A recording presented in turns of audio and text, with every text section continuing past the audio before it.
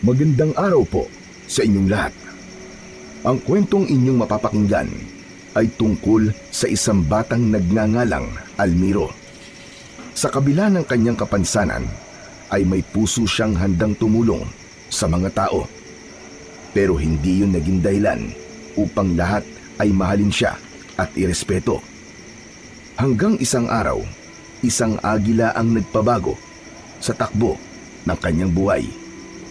Isang kapangyarihan ang ibinigay ng agila kay Almiro. Ngunit ang kapangyarihan din na yon ang naging dahilan upang dumating ang pinakamalaking panganib sa buhay niya. Ano nga ba ang pipiliin ng batang si Almiro? Ang mamuhay ng tahimik o lumipad sa panganib upang protektahan ang mga tao na dati ay hindi naniniwala sa kanyang kakayahan? Ngunit bago po ang lahat mga idol, huwag po nating kalimutan mag-subscribe at i-hit ang notification bell sa aking YouTube channel na The Voice Addict at Apong Isaac para sa mas marami pang makapigil hiningang kwentong aswang at katatakutan mula sa mundo ng kababalaghan.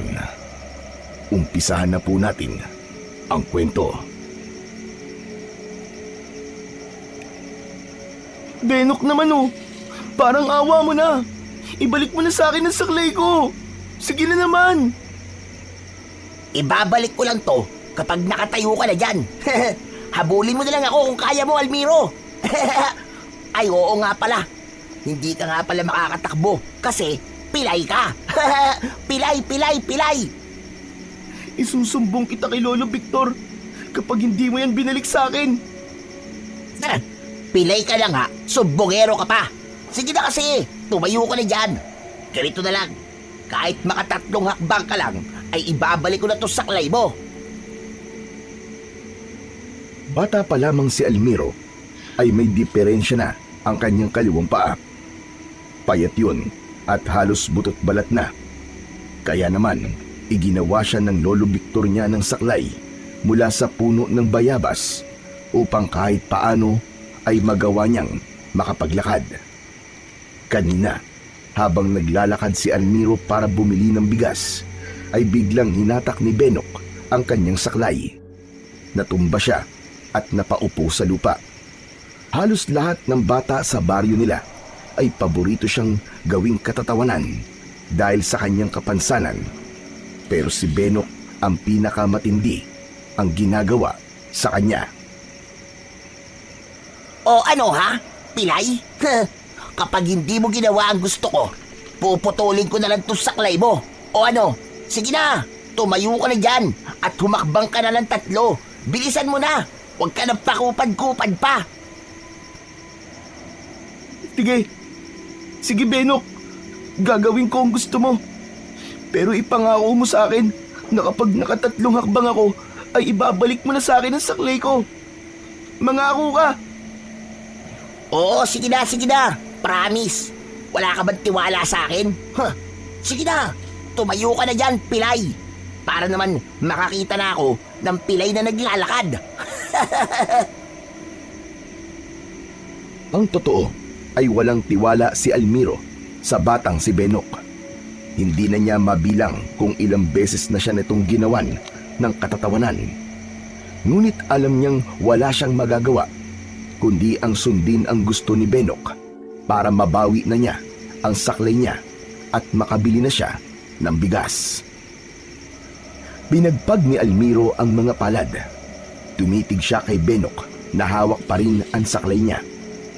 Kulang na nga lang ay manghimatay si Benok sa labis na pagtawa sa kaawa-awang kalagayan ni Almiro ng sandaling yon. Itinuon ni Almiro ang mga palad niya sa lupa at nahihirapang inangat niya ang sariling katawan. Napangiwi siya nang maramdaman ang sarili niyang bigat pero hindi siya sumuko. Nang makatayo siya, ay inilagay niya sa kanang paa niya ang lahat ng bigat ng kanyang katawan. Gumapang ang sakit sa kanyang kanang paa, paakyat sa kanyang binti. Nagawang makahakbang ng isa ni Almiro. Uy! Aba! mukhang magagawa mo ang hamon ko sa'yo, Pilay ah. Sige pa, Pilay. Kaya mo yan. Hakbang pa. 2 na lang. Pilit na itinuon ni Almiro ang kaliwa niyang paa para magawa ang pangalawa niyang paghakbang. At nagtagumpay naman siya kahit grabe ang hirap na gawin yun. Mas lalo siyang tinawanan ni Benok na parabang sa tuwing nakikita nitong nahihirapan siya ay mas lalo itong nasisiyahan.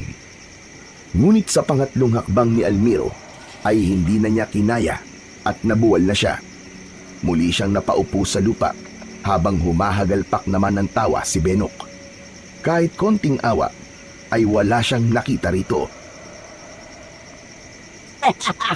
Si Almirong Pilay, knockout, bagsak. O ano, makakatayo ka pa kaya? Benok, parang awa mo na. Ibalik mo na kasi sa akin ang saklay ko. Sige na. Hehehe, alam mo, mas mabuti pang putulin ko na lang tong saklay mo. Bakit kasi lumalabas ka pa ng bahay nyo eh?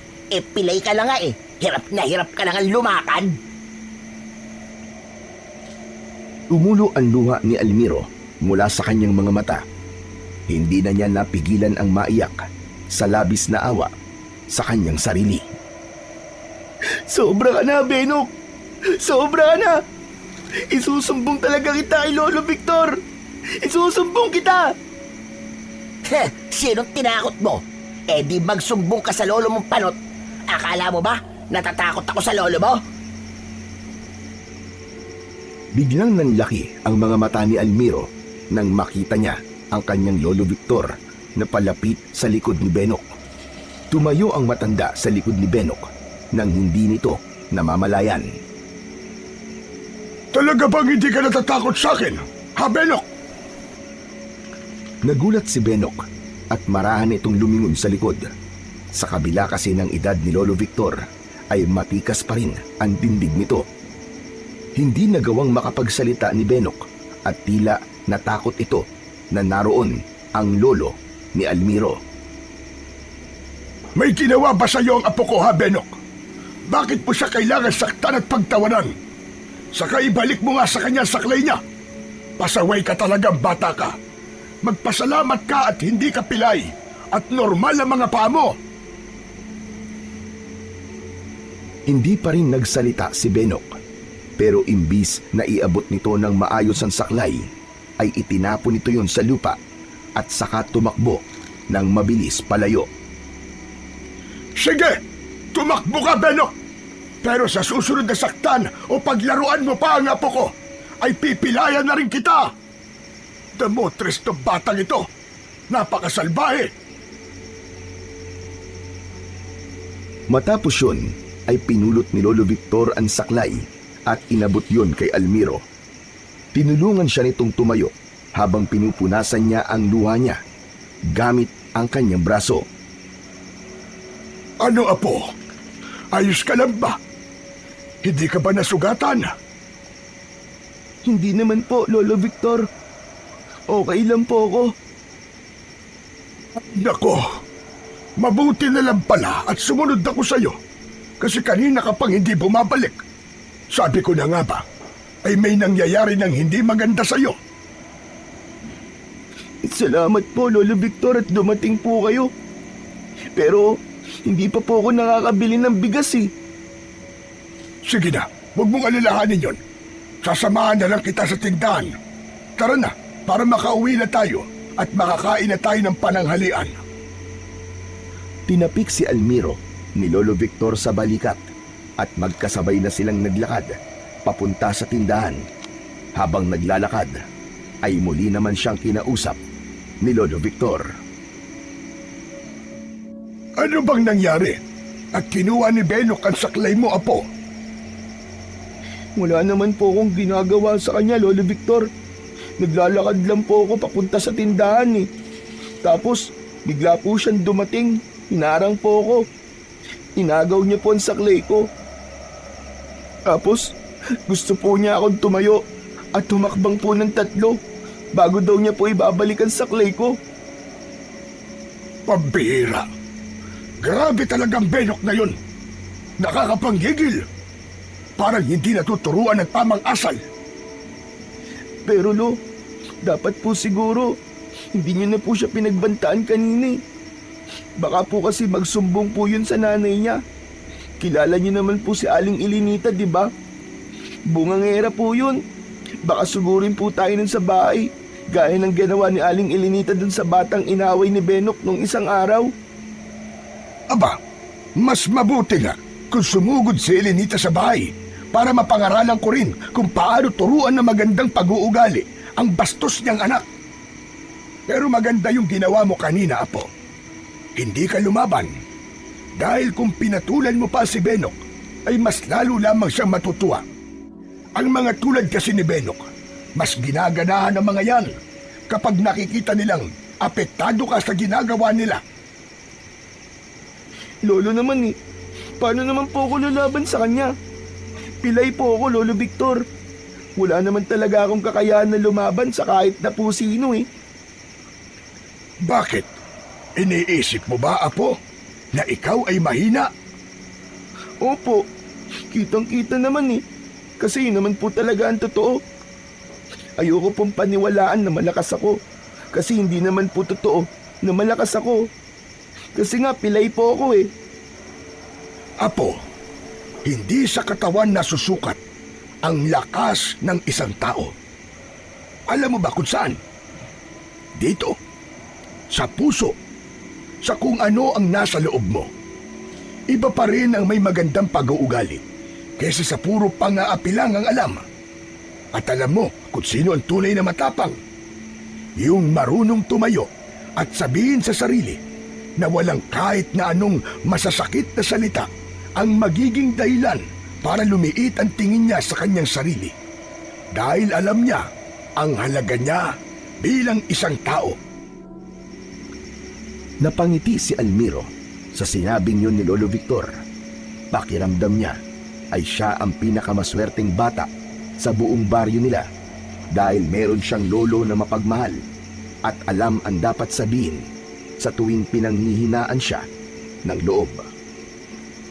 Matapos makapagluto ni Lolo Victor ng ulam nila na pritong galunggong at ginisang kangkong, ay kumain na sila. Tahimik lang si Almiro habang kumakain at iniisip niya ang nangyari kanina. Muli niyang naramdaman ang pagiging mahina niya dahil wala man lang siyang nagawa para ipagtanggol ang kanyang sarili mula kay Benok. Lolo, hindi na po pala muna ako papasok sa susunod na pasukan sa school. Aba, bakit naman, Apo? Sayang kung titigil ka. High school ka na. Lolo, paano po kasi? Palagi po akong tinutukso ng mga kaklase ko eh. Hindi po ako makapag-aral ng maayos dahil po sa kanila. Kahit po kasi sa school ay meron pa rin pinagtatawanan ng pagiging pilay ko. Huwag kang mag-alala, Apo. Kakausapin ko magiging guro mo sa susunod na pasukan para alam niya ang mga posibleng gawin sa'yo ng mga magiging kaklase mo. Mag-focus ka na lamang sa pag-aaral mo. Huwag mong intindihin ang mga nanlalait sa'yo. Importante na makapagtapos ka ng pag-aaral dahil yan lang ang kayamanan na ipamamana ko sa'yo, Apo. Hindi lang po kasi ang pagiging pilay ko ang tinutukso nila sa akin, Lo. Wala raw po akong nanay tsaka tatay. Lo, ang saya siguro kung buhay pa sila, no? Hindi lang po kayo magtatanggol sa akin. Tumigil sandali si Lolo Victor sa pagkain. Diretso nitong tinignan si Almiro. Bakit, Apo? Kulang pa ba ako bilang tagapagtanggol mo? Hindi naman po, Lo. Ang totoo nga po niyan sobra-sobra nga po ang ginagawa nyo para ipagtanggol ako eh. Pero kung kasama pa po sila nanay tatay, mas masaya po siguro. Hindi na nila ako tutuksuin na putok sa buho. Sanggol pa lang si Almiro nang masangkot sa isang malagim na aksidente sa kalsada ang mga magulang niya. Pauwi na ang mga ito galing Maynila sakay ng isang bus nang bigla itong masabugan ng isang lumang tangke sa gilid ng daan. Wala ni isa sa sakay ang nakaligtas. Simula noon, si Lolo Victor na ang tumayong ama, ina at kaibigan ni Almiro. Siya na ang nag-alaga, nagpalaki at nagsakripisyo sa lahat. Ang hanap buhay nito ay simpleng pagtatanim ng gulay sa maliit nilang bakuran at paggawa ng uling tuwing hapon para maibenta sa palengke kinabukasan. Hindi marangya ang buhay nila, pero puno ito ng malasakit at tahimik na pagmamahal. Ngunit ngayon, sa gitna ng isang payak na tanghalian, lumabas ang sakit na matagal nang kinikimkim ni Almiro. Ang sakit ng pagkawala at ang tanong kung sapat ba ang meron siya. Ngunit kung may paboritong lugar si Almiro sa baryo nila, bukod sa kanilang bahay, ay yon ang kagubatan na matatagpuan sa dulong bahagi ng kanilang baryo. Doon siya madalas maglaro ng mag-isa dahil malayo siya sa panunukso ng mga bata sa baryo nila. Hindi siya pinagtatawanan ng mga hayop doon dahil meron siyang kapansanan. Pakiramdam niya ay normal siya sa mata ng mga hayop sa gubat. Minsan ay nagdadala pa siya ng pagkain para sa mga ibon at mga bayawak na naroon. Sa ganung paraan, kahit sandali, ay nakakalimutan niya ang sakit na dulot ng mga panunukso sa kanya. Isang umaga, nagtungo si Almiro sa gubat. May dala siyang bao na may laman na mga butil ng mais. Huminto siya sa isang malawak na kapatagan sa gubat na walang masyadong puno. Kumuha siya ng ilang piraso ng butil ng mais at isinaboy niya yon sa lupa. Ilang sandali lang ay dumating na roon ang mga ibon, kaya naging sunod-sunod na ang pagsaboy niya ng mga butil ng mais upang pakainin ang mga ibon na naroon. Panay ang tuka ng mga ibon sa butil ng mais at habang tumatagal ay mas dumarami pa ang mga ibon na pumupunta doon. Oh, teka lang! Huwag kayong mag-agawan. Marami pa ako rito, huwag kayong mag-alala. Napangiti si Almiro. Ang ganong gawain ay talagang nagbibigay ng kakaibang kasiyahan para sa kanya. Ngunit sa gitna ng pagtuka ng mga ibon sa mga butil ng mais, ay isang bato ang biglang lumipad sa kung saan at tumama yun sa mga ibon. Nagkagulo ang mga yon at sabay-sabay na lumipad palayo. Nagulat at nagtaka si Almiro kung saan nanggaling ang bato, hanggang sa nakita niya si Benok na palapit sa kanya habang may hawak itong tirador. Grabe ka na talaga, Almiro. Dahil walang nakikipagkaibigan sa'yo, ang mga ibon na ang kinakausap mo. Hindi ka nalang pilay. Baliw ka na rin. Bakit?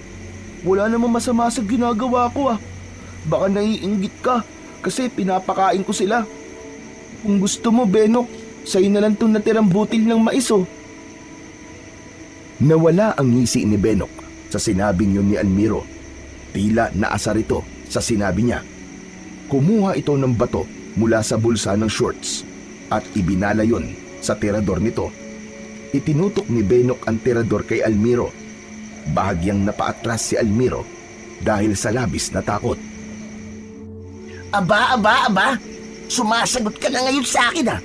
Gusto mo bang ikaw ang tiradorin ko ha, pilay? Benok, huwag naman. Sorry na talaga. Walang sorry sa akin. Ako ang pinakamatapang na bata sa baryo natin. Tapos sinasagot-sagot mo lang ako ng ganyan? Ang tapang mo ah. Ngayon, tignan natin kung makakasagot ka pa kapag tinirador ko na yung bunganga mo. Benok, sorry na talaga. Hindi na ako ulit. Nabigla lang ako eh. Eh kung sabihin ko kaya sa'yong nabigla rin ako, tapos bigla kitang tiradorin, ha? O ano? Sumagot ka. Benok, wag naman oh. Parang awa mo na. Hindi ka ba naaawa sa akin? Bakit naman ako maaawa sa'yo, ha? Alam mo kung ano ang nararamdaman ko sa'yo, ha, Almiro? Inis, galit. Ano kaya kung tiradurin ko na lang kaya ang mata mo? para hindi ka nalang pilay, kundi bulag ka na rin. Napakagat sa labi si Almiro at halos hindi na siya makahinga. Nangingilid na ang kanyang luha, ngunit sinubukan pa rin niyang magsalita at makiusap kay Benok. Sa itsura kasi ni Benok ay parang seryoso ito sa mga sinasabi nito. Wag! Wag, Benok! Maawa ka na sa akin! Hindi na ulit ako sasagot sa'yo sa susunod. Parang awa mo na, wag mo akong tiradorin sa mata. Bago pa man matirador ni Benok si Almiro, ay isang malakas na pagaspas ng pakpak ang kanilang narinig. Isang malaking agila ang biglang sumugod kay Benok. Pinagtutuka ng agila ang ibabaw ng ulo ni Benok. Aray! Aray ko! Aray! Aray! Wag! Tama na! Aray! Mabilis na lumipad pataas ang agila matapos atakihin si Benok. Nagpaikot-ikot ito sa itaas. Mas lalong nagalit si Benok, ngunit sa pagkakataon na yon ay nalipat na sa agila ang galit at inis nito. Siraulo kang agila ka! Hindi mo kilala ang binabangga mo! Yari ka ngayon sa akin! Nang makita ni Almiro na titiradorin ni Benok ang agila, ay naisipan niyang pigilan ito. Ngunit hindi niya na yon tinuloy dahil alam niya na mas lalo itong magagalit sa kanya. Tuluyan na ngang tinirador ni Benok ang agila. Tumama ang bato sa pakpak ng agila at bumulusok yun paibaba at bumagsak sa mapunong bahagi ng kagubatan. Napamulagat si Almiro habang sinusundan ng tingin ang pagbagsak ng agila. O ano? Kita mo yon? Asintado ko! Kahit agila, tinatamaan ko! Benok, pero hindi mo na dapat ginawa yun. Pinoprotektahan ng gobyerno natin ang mga ganong klase ng ibon. Wala akong pakialam. Protekta. Magpasalamat ka dahil papalampasin muna kita ngayon. Pero sa susunod, tignan natin kung makakaligtas ka pa sa tirador ko. Diyan ka na, pilay! Matapos yun, ay naglakad na palayo si Benok at hindi man lang ito nagkaroon ng pag-aalala sa agila na tinirador nito. Nang tuluyang makalayo si Benok, ay naiwan si Almiro sa gitna ng tahimik na gubat. Huminga siya ng malalim at kahit paano ay nabawasan ang kaba niya dahil umalis na ang salbahing si Benok. Ngunit agad na pumasok sa isip niya ang agilang tinirador ni Benok at bumagsak sa hindi kalayo ang bahagi ng gubat. Hindi siya napalagay. Alam niyang kailangan niya yung hanapin upang makasiguro na maayos ang kalagayan nito. Walang pagdadalawang isip na naglakad si Almiro sa direksyon kung saan bumagsak ang agila. Pagdating doon ay inumpisahan niyang hanapin ang nasabing agila. Nahirapan siyang hanapin ang eksaktong lugar kung nasan ang agilang bumagsak, pero hindi siya tumigil. Hanggang sa mapansin niya ang bakas ng dugo sa mga tuyong dahon sa lupa. Sinundan niya yon at dinala siya sa likod ng isang malaking bato. Doon na nga nakita ni Almiro ang agila. Nakaawang ang tuka nito habang dumudugo ang kaliwang pakpak. Maingat na lumapit si Almiro sa kawawang agila. Lumuhod siya sa tabi nito habang nakahawak siya sa kanyang saklay at naaawa itong tinignan. Malakas na humuni ang agila nang makita siya. Relax ka lang, agila. Relax ka lang. Hindi kita sasaktan. Huwag kang matakot sa akin. Mabait ako. Kaibigang agila, salamat pala. Alam ko, niligtas mo ako kanina eh. Kung hindi ka dumating, baka natirador na ako ni Benok sa mata. Tinignan ni Almiro ng maigi ang pakpak ng agila. Sa tingin niya ay hindi maganda ang tama nito, kaya hindi na nito kayang lumipad pa. Isang malalim na buntong hininga ang pinakawalan ng bata. Naku, kawawa ka naman. 2 na pala tayong pilay ngayon. Ako sa paa, ikaw naman sa pakpak mo. Pero huwag kang mag-alala, kaibigang Agila. Tutulungan kitang mapagaling ang pakpak mo para makalipad ka na ulit. Marahang kinuha ni Almiro ang agila at iningatan niya na huwag masagi ang pakpak nitong may sugat. May kabigatan ito, ngunit pilit pa rin niya yung binuhat nang may kasamang pag-iingat. Tumayo na siya at nagsimula na siyang maglakad palabas ng gubat habang dala ang sugatang agila. Habang palapit si Almiro sa kanilang kubo, ay mas naramdaman niya ang bigat ng agila sa kanyang bisig. Nang marating na niya ang kanilang bakuran, ay agad siyang sinalubong ni Lolo Victor na noon ay abalang nagsisibak ng kahoy sa gilid ng kanilang kubo. Almiro! Ano yan? Bakit may dala kang agila? Hindi dapat tinuhuli ang ganyang mga klaseng ibon. Pwede kang makulong dahil sa ginawa mong yan. Hindi ko po ito inuli, Lolo. Tinirador po kasi ni Benok ang agilang to. Kawawa naman po. Tinamaan po siya sa pakpak. Kaya naisipan ko pong dalhin po siya rito para magpagaling. Baka kasi kung iwanan ko po siya sa gubat, ay baka kainin po siya rin ng mababangis na hayop eh. Lolo, kawawa naman po siya. Tulungan po natin. Ay, nako apo. Delikado na nagdadala ka ng hayop dito sa bahay na mula sa gubat. Baka kung anong sakit ang dala niyan. O kaya baka saktan ka lang niyan. Alam ko naman po na delikado po, Lolo. Pero hindi naman po siya nananakit eh. Parang alam niya po kung sino ang dapat niyang protektahan. Kasi nung titiradorin po sana ako ni Benok, ay sinugod niya po si Benok para pong pinagtanggol ako. Tignan niyo po oh. Hinayaan lang niya akong buhatin siya. Sandaling natahimik si Lolo Victor. Tinignan nito ang sugatang agila. Gusto ko lang po siyang gamutin, Lolo. Kasi kung hindi po dahil sa kanya, baka nasaktan na po ako ng tuluyan ni Benok. Paraan ko na rin po to para pasalamatan po siya at ibalik po ang utang na loob ko sa kanya. Ay nako, bata ka. Sige na nga. Pero kapag magaling na siya, ay kailangan na natin siyang pakawalan ha. Baka makita pa yan ni Kapitan dito sa atin. Sigurado ko na sasabihin nun sa mga kinauukulan na may inaalagaan tayong agila dito. Labis ang kasiyahan ni Almiro sa sinabi ng kanyang Lolo Victor. Hindi siya nagkamali na dalhin ang sugatang agila sa kubo nila dahil alam niya na tutulungan siya ng lolo niya na alagaan yon at pagalingin. Sa mga lumipas na mga araw ay naging bahagi na ng araw-araw na buhay ni Almiro ang pag-aalaga sa sugatang agila. Tuwing umaga, pagkagising niya ay pinapalitan niya ng benda ang pakpak nito. Maingat niyang nililinisan ang sugat ng agila at nilalagyan yon ng gamot.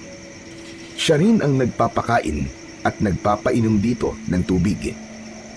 Sa likod ng kanilang kubo ay nagtayo si Lolo Victor ng isang simpleng kulungan mula sa pinagtagpi-tagping kawayan at yero na may sapat na laki upang makagalaw ng maayos ang agila habang nagpapagaling. Sa mga sandaling walang ginagawa si Almiro ay kinakausap niya ang agila. Tila naging isang kaibigan na niya ito at dito niya ikinikwento ang buhay niya at ang kanyang mga pangarap kahit pa hindi siya sigurado kung naiintindihan ba siya ng ibon. Isang umaga, gaya ng nakasanayan ay maagang nagising si Almiro upang silipin ang kanyang inaalagaang agila. Habang sumisilip ang araw sa silangan, ay dumiretso siya sa likod ng kubo kung saan naroon ang kulungan ng agila. Pagsilip niya sa kulungan ay napansin niya ang kakaibang kilos ng agila. Palakad-lakad ito at tila nais nitong ibuka ang mga pakpak nito, ngunit hindi nito magawa dahil sa limitadong espasyo ng kulungan. Kaibigang agila, bakit di ka mapalagay? Gusto mo bang lumabas? Teka, sandali. Bubuksan ko lang ang kulungan mo, ha? Binuksan nga ni Almiro ang kulungan at agad namang lumabas ang agila. Tumayo ito sa harapan niya at ibinukan nito ang napakalaki nitong mga pakpak. Para kay Almiro, maganda ang balahibo ng agila kaya maingat niyang inalis ang telang nakabalot sa pakpak nito at natulala siya nang makita niyang wala ng bakas ng sugat ang pakpak ng agila. Bigla naman dumating si Lolo Victor at nagulat ito nang makitang wala na sa kulungan ang agila. Almiro, apo! Bakit mo naman pinakawalan ng agila? Lolo, parang magaling na po kasi siya eh. Patingin nga. Aba, oo nga ano. Parang masigla na siya kumpara nung nakaraang mga araw. Sa tingin niyo po ba ay makakalipad na po siya, Lolo? Hindi na nagawang sagutin pa ni Lolo Victor ang tanong na yon ni Almiro nang biglang ipinagaspas ng malakas ang agila ang mga pakpak nito. Bigla itong lumipad ng napakataas. Nagpaikot-ikot yun sa taas nila habang humuhuni ng malakas na parabang nagpapaalam na yun sa kanila. Hindi nagtagal ay lumipad na ang agila patungo sa direksyon kung nasaan ang gubat.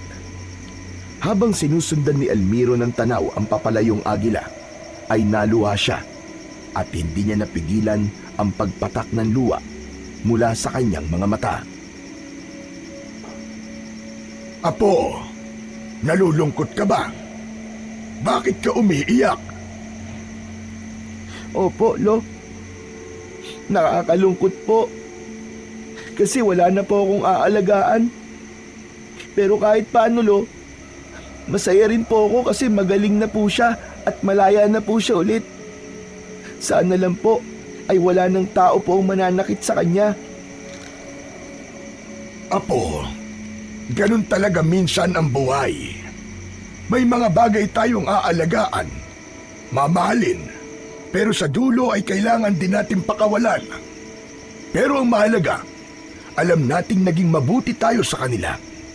Isipin mo na lang, na babalik na ang agila sa tunay niyang tahanan na inalagaan mo. Sa mga salitang yun, ay unti-unting gumaan ang dibdib ni Almiro. Habang tinutuyo ng hangin ang kanyang mga luha, ay napalitan yun ng isang maliit, ngunit payapang ngiti na nagpapahiwatig ng pagtanggap at pag-unawa sa halaga ng pagpapalaya. Mula nang umalis na ang agila sa bahay ni Almiro, ay naging mas madalas na ang pagpunta ni Almiro sa gubat. Hindi na lang basta nagpupunta roon para magpakain ng mga ibon o kaya ay maglaro na mag-isa, kundi nagnanais na rin siya na muli niyang makikita ang agilang minsan ay naging kaibigan at tagapagligtas niya. Ngunit sa bawat araw na lumilipas, ay bigo palagi si Almiro na makita ang nasabing agila. Isang hapon, umuwi si Almiro mula sa gubat na bagsak ang mga balikat. Nakayuko siyang pumasok sa kanilang kubo at agad na napansin ni Lolo Victor ang lungkot na bumabalot sa kanya. Almiro, apo, parang hindi ka masaya ngayon. Bigo ka pa rin bang makita ulit yung agila? Lolo, gusto ko lang po kasing makasiguro kung ayos lang po ba talaga siya. Pero hanggang ngayon po, hindi pa rin po siya nagpapakita sa akin. Para kasi sa akin, Lo, ay naging kaibigan ko na po siya. Alam mo, apo, minsan ang mga kaibigan natin ay dumarating sa tamang panahon at umaalis din sa tamang dahilan. Pero hindi ibig sabihin nun na nawala na sila sa buhay natin. Yung alaala, kabutihan at ang panahon na magkasama kayo ay habang buhay na nariyan sa loob ng puso mo. Napatingin si Almiro sa lolo niya at bagaman hindi pa rin nawala ang lungkot sa mga mata niya, ay may bahagyang paggaan ng dibdib na naramdaman niya. Kung talagang itinadhana, ay babalik siya. Pero kung hindi man, ibig sabihin ay hanggang dun na lang talaga ang kwento nyo at dapat ay maging masaya ka na naging bahagi ka ng buhay niya sa maikling panahon. Tumango si Elmiro at sa unang pagkakataon sa araw na yon, ngumiti siya. Nang sandaling yon, ay inisip na lang ni Elmiro na nasa mabuti ng kalagayan ang agilang inalagaan niya at malaya na ulit itong makakalipad at nagagawa ang gusto nito. Tama po kayo, Lo. Siguro nga po, dapat maging masaya na lang po ako at nakakalipad na ulit siya at malaya na po siya. Pero sana balang araw, gaya po ng agila na yon, ay gumaling na din po ako. Sana, makakalakad din po ako ng normal, gaya ng ibang bata. Para sa akin, Apo, ay normal ka. Hindi man parehong-pareho sa iba, pero sino bang nagsabi na iisa lang ang kahulugan ng pagiging normal? Napatingin si Elmiro sa kanyang lolo at nagpatuloy ito sa pagsasalita. May mga bagay na meron ka na wala naman sa ibang mga bata. May malasakit ka, hindi lang sa kapwa mo, kundi sa mga hayop din, Apo. Hindi lahat ng bata ay may pusong kagaya ng sayo. Yan ang pakatatandaan mo. Lolo, sa tingin niyo po ba ay makakalakad pa po ako nang hindi na po kailangan ng saklay? Ayokong paasahin ka, Apo. Sa ngayon ay hindi pa talaga. Pero malay natin, hindi ba? Hindi natin alam kung ano ang plano ng Diyos sa'yo. Pero ang alam ko lang, ang mga batang kagaya mo na mababait at may pagmamahal sa kapwa at mga hayop ay may nakahandang magandang plano mula sa ating Panginoon. Natahimik si Elmiro at sa kabila ng maliit na tingin niya sa kanyang sarili ay may pag-asa siyang nakita sa mga sinabi sa kanya ni Lolo Victor. Napagtanto niyang tama ito at ang kailangan lang niyang gawin ay magtiwala sa kung ano ang plano ng Diyos para sa kanya. Isang umaga, matapos mag-almusal, ay nagtungo si Elmiro sa gubat na may dalang bao na may lamang butil ng mga mais. Nagpunta siya sa lugar kung saan madalas siyang makakita ng mga ibon. Tila alam na rin ng mga ibon na sa ganung oras ay naroon siya para magpakain sa mga ito. Nang makarating si Elmiro sa lugar na yon, ay agad niyang sinimulan ang paghagis ng mga butil ng mais sa lupa. Magkakasabay na lumapit ang mga ibon upang tukain ang mga butil ng mais. Masayang pinanood ni Elmiro ang mga ibon na nag-aagawan sa pagkain. Maya-maya pa ay nakarinig si Elmiro ng isang pamilyar na malakas na huni ng isang ibon. At sa pagtingala niya ay nagulat siya ng isang agila ang makita niyang lumilipad. Pakiramdam niya ay tumalon ang puso niya palabas nang mapagtanto niya na yon ang agilang inalagaan nila ni Lolo Victor. Kumaway siya sa agila kahit hirap siyang gawin yon dahil sa saklay. Ngunit tila nakita naman si Elmiro ng agila dahil bumaba ito at dumapo sa isang sanga ng punong malapit sa kanya. Mabilis niyang nilapitan ang punong yon at tumingala. Kaibigang agila, butit nagpakita ka. Kumusta ka na? Grabe, ang laki mo pa rin. Nakakatuwa na nakakalipad ka na ulit ng maayos. Alam mo ba na palagi ako nagpupunta rito sa gubat kasi gusto talaga kitang makita eh. Namimiss na kita. Laking gulat ni Elmiro nang biglang nagliwanag ang agila at unti-unting nagbago ang anyo nito. Napasinghap siya, ngunit hindi niya magawang umalis dahil sa labis na pagkabigla. Nang mawala ang liwanag ng agila, ay naging isa yung napakagandang babae. Kulay ginto ang mahaba nitong buhok at ang balat nito ay makinis at mapusyaw. Kakaiba ang tela ng suot nitong damit dahil tila sumasayaw yon sa hangin at bahagya pang kumikislap. Nakaupo ang babae sa sanga habang nakangiti sa kanya. Nabigla si Almiro. Bago pa niya maproseso ang lahat, ay tumalon ang babae mula sa sanga. Imbis na malaglag ng mabilis, ay marahan itong bumaba sa lupa na parabang idinuduyan ito ng hangin. Nyay! Maligno! May maligno!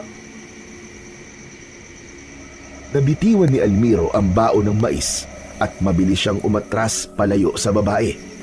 Hindi niya magawang alisin ang tingin niya sa babae dahil parang may kung anong enerhiya ang pumipigil sa kanya, kaya hindi niya magawang umalis sa kanyang kinatatayuan. Huwag kang matakot, Almiro. Hindi ako naparito para saktan ka. Ha? Bakit? Ano ka ba? Paanong mula sa agila ay naging isa kang babae? Sabihin mo nga, maligno ka ba? Ako si Maningning. Isa ako sa mga diwata na naninirahan sa gubat na ito. Matagal na kitang nakikita rito, Almiro. Nung araw na nakita kong titira-turing ka ng batang si Benok, ay hindi ako nakatiis na hindi ka tulungan. Nag-anyo ko bilang isang agila para mailigtas ka. Pero hindi ko inaasahan na aalagaan mo ko nang masugatan ako sa aking pakpak kahit maaari mo naman akong pabayaan na lamang. Mahal na diwata, ginawa ko lang naman po kung ano sa tingin kong tama. Itinuro po kasi sa akin ni Lolo Victor na hindi dapat maging hadlang ang kapansanan ko para tumulong po sa mga nangangailangan kung kaya ko naman pong tumulong. Tunay na maganda at maayos ang pagpapalaki sa iyo ng lolo mo. Nakikita kong busilang ang iyong puso, Almiro. May tapang ka na natutulog sa loob mo. At naniniwala ako na kailangan mong gisingin ang tapang na yan upang mas marami ka pang matulungan. Ang kabutihan mo ay hindi pangkaraniwan, Almiro. Kailangan ka ng mundong ito.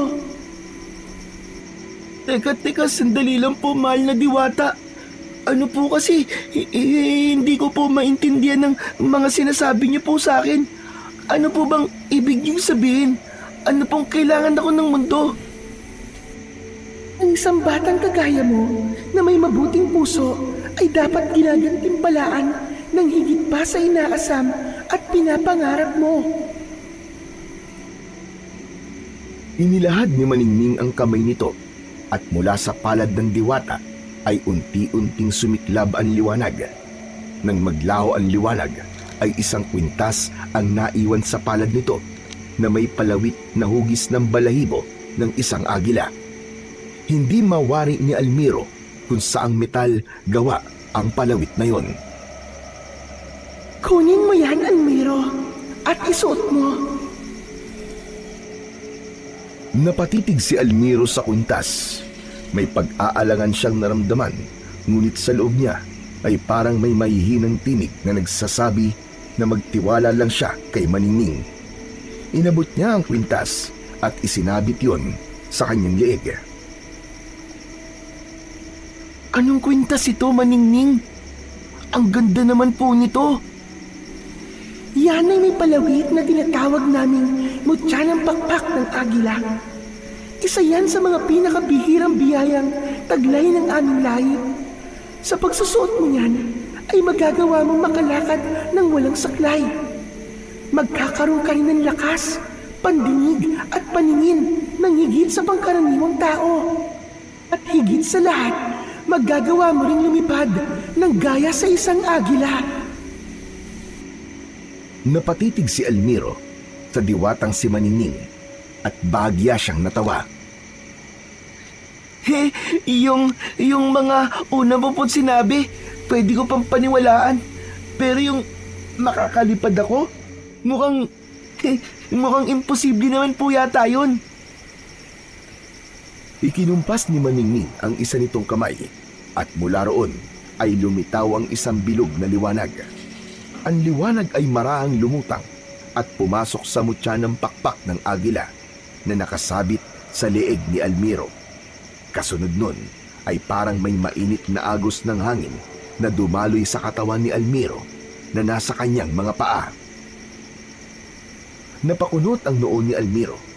May kakaiba siyang naramdaman sa kaliwang binti niya na para bang may humaplos na malamig na kamay doon. Yumuko siya at halos hindi siya makahinga sa kanyang nakita. Ang kaliwang binti at paa niya na dating parang tuyot na kahoy ay nagkaroon na ng buhay at naging kagaya na yon ng kanyang isa pang paa. Iginalaw niya yon at inihakbang. Ibinaba niya ang kanyang saklay at binalansi niya ang sarili niyang katawan at halos maiyak siya nang sa wakas ay nagawa na niyang ilakad ng maayos ang dalawa niyang mga paa nang hindi na kailangan pa ng saklay. Hinawakan ni Maningning ang kamay ni Almiro kaya napatingin siya sa muka ng mabuting diwata. Talaga bang hindi ka naniniwala na kaya mo nang lumipad? Bakit hindi mo subukan, Almiro? Bago pa makapagsalita si Almiro ay naglaho na sila ng diwatang si Maningning. Sa biglang paglitaw nila sa kung saan ay naramdaman ni Almiro ang nakakalunod na hangin na humahampas sa kanyang muka. Nanlaki ang mga mata niya nang mapagtanto niyang nasa ere siya at napakataas ng kanyang pinaroroonan. Mabilis siyang bumubulusok pa ibaba at natatanaw niya sa ibaba ang malawak na kagubatan. Ah! Tulungan mo ako, Maningning! Nahuhulog ako! Tulungan mo ako! Mula sa kaliwa ni Almiro ay sumabay sa kanya ang isang malaking agila na alam niyang ang diwatang si Maningning. Huwag kang matakot, Almiro. Isipin mong kaya mong lumipad. Paano? Hindi ko alam. Maniwala ka. Nasa loob mo ang kapangyarihan ng pakpak ng agila. Magtiwala ka lang sa kapangyarihan nito. Mariing pumikit si Almiro at pinilit niyang iwaksi ang takot. Humawak siya sa kwintas na nasa kanyang dibdib at buong puso niyang inisip na kaya niyang lumipad. At bago pa man tuluyang sumayad ang kanyang katawan sa mga sanga ng mga puno, ay naramdaman niya na tila niyakap siya ng hangin at biglang bumagal ang kanyang pagbagsak hanggang sa tuluyan na siyang lumulutang. Dahan-dahan niyang iminulat ang kanyang mga mata. Tinignan niya ang mga kamay at katawan na tila nababalot ng kakaibang enerhiya. Sinalubong siya ng malamig na ihip ng hangin at para bang alam ng katawan niya kung ano ang dapat gawin. Ikinampay ni Almiro ang kanyang mga braso at nagulat siya nang gumalaw ang katawan niya kasabay nito. Umangat siya, umikot, lumipad siya pakanan at pakaliwa. Pakiramdam niya ay isa siyang ibon ng sandaling yun. Masayang tumawa si Almiro habang lumilipad sa impapawid. Ang kanyang luha ay napalitan ng ngiti. Buong buhay niya ay pinapanood lang niya ang ibang batang tumatakbo. Ngunit ng sandaling yon ay hindi lang niya kayang tumakbo, kundi kaya niya ring makalipad. Habang patuloy na lumilipad si Almiro sa malawak na himpapawid, ay sinasabayan siya ni Maningning na nasa anyong agila. Bawat galaw niya ay sinusundan nito na para bang ginagabayan siya nito habang tinatamasa niya ang bagong kakayahang hindi niya kailanman inisip na posibleng mangyari. Nang magsimulang mapagod si Almiro, ay nagdesisyon na siyang bumaba. Marahan siyang bumaba hanggang sa muling lumapat ang mga paa niya sa lupa. Napangiti siya nang makita ang saklay niya sa lupa at naisip niya na simula sa araw na yon ay mukhang hindi niya na yon kakailanganin. Kasabay niyang bumaba ang agila. Pagkadapo nito sa lupa ay isang liwanag ang bumalot sa katawan nito at mula sa liwanag ay muling lumitaw ang diwatang si Maningning sa anyo ng isang babae. Mahal na diwatang Maningning, sabihin niyo, nananaginip lang po ba ako? Totoo po ba lahat ng to? Talaga bang nakakalipad po ako? Nakalipad ba ako talaga kanina? Hindi pa naginip ang lahat ng ito, Almiro. Nagawa mo ang lahat ng yon dahil sa kapangyarihan ng mutya ng pakpak ng agila. Dahil hindi pa rin makapaniwala si Almiro sa nangyari, ay sinampal-sampal pa niya ang kanyang sarili sa pisngi at kinurot ang kanyang braso. Napangiwi siya sa sakit. Aray! Aray ko! Totoo nga, hindi nga ako nananaginip. Yan ang gantimpala ng mga batang may mabubuting puso, Almiro. Mga batang marunong tumulong kahit alam niya sa kanyang sarili na maging siya ay kailangan din ng tulong. Sana ay magpatuloy ka lang sa pagiging mabait na bata at matulungin. Nangangako po ako, mahal na diwatang maningning. Nagagamitin ko po ang kapangyarihang ito sa kabutihan. Tutulong po ako sa mga nangangailangan, sa mga hayop po at sa mga tao. Hindi ko po ito gagamitin para sa masama at para man lamang ng iba. Ngumiti si Maningning at tumango. Ramdam ni Almiro na nasiyahan ito sa sinabi niya.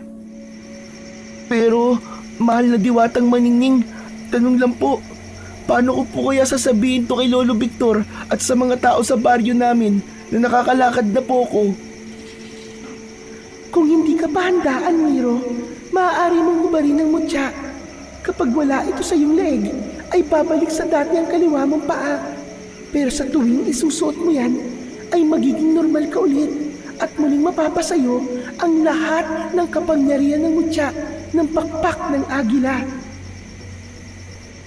Ibig po bang sabihin, kapag nawala po ang kwintas, ay hindi na po ako makakalakad ng normal? Hindi na rin po ako makakalipad?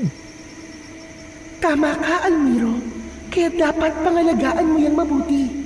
Huwag mo itong hahayaang mapunta sa kamay ng hindi karapat-dapat. Ang mutya ng pakpak ng agila ay hindi lang basta isang regalo, kundi ito ay may kaakibat din na responsibilidad. Naiintindihan ko po, mahal na diwatang maningning. Pangako po, aalagaan ko po ito.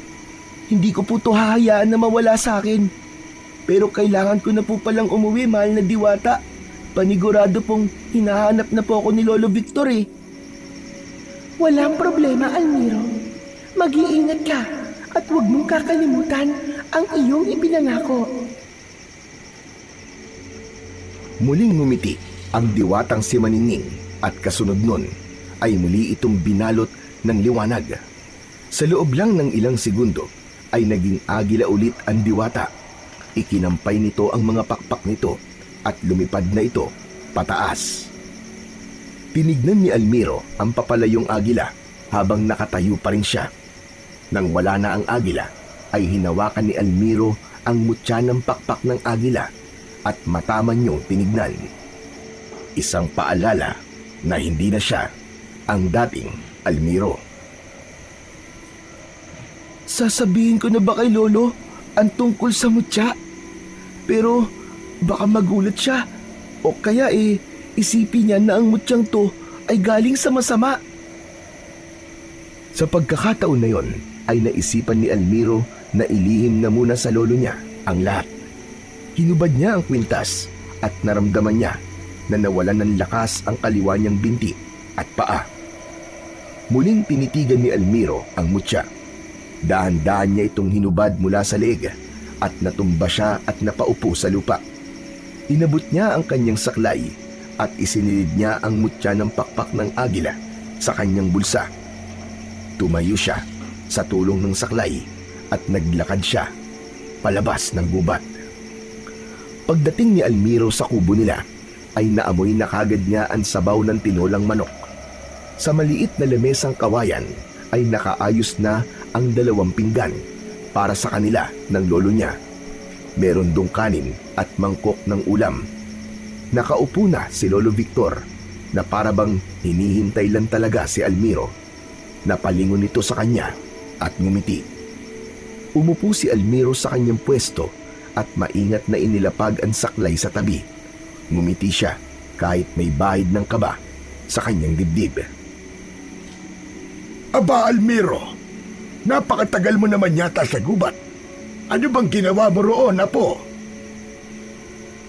Lolo, maganda po nangyari. Nakita ko na po kasi yung agila na inalagaan po natin. Masaya po ako kasi magaling na po talaga siya. Nakakalipad na po siya ng maayos.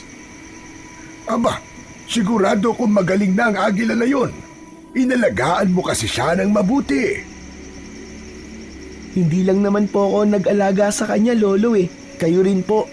Kung wala po kayo, baka hindi po agad gumaling yung agila. Malaki po ang naitulong nyo. Nako, sige na. Mamaya na ang kwentuhan. Kumain na muna tayo at baka lumamig na ang sabaw. Nang magsimula na silang kumain, ay hindi mapakali si Almiro. Pinagmasdan niya ang kanyang lolo na masayang kumakain at walang kamalay-malay sa kanyang sikreto. Sa bawat subo niya ay lalong bumibigat ang pakiramdam niya. Hindi sanay si Almiro na magsinungaling, lalong hindi siya sanay magtago ng mahalagang bagay sa kanyang lolo. Kaya naman sa isip niya ay humingi siya ng tawad sa lolo niya dahil hindi pa siya handang sabihin dito ang tungkol sa mutya ng pakpak ng agila. Simula noon, sa tuwing nagpupunta si Almiro sa gubat, ay palagi niya nang isinusuot ang mutya ng pakpak ng agila. Sinasamantala niya ang pagkakataon na walang ibang tao ang nakakakita sa kanya at palagi siyang lumilipad kasama ang mga ibon.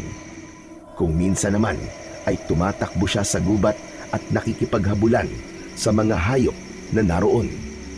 Palaging nag-iingat si Almiro at sinisiguro niya na walang taong makakakita sa kanya.